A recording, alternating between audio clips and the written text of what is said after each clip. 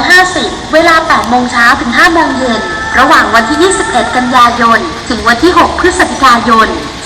2555 สอบถามรายละเอียดได้ที่ 086 305 8541 081 856 4352 ให้ภูมิปัญญา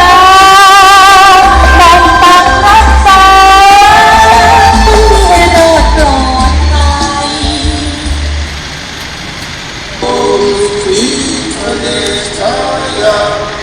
อดภัย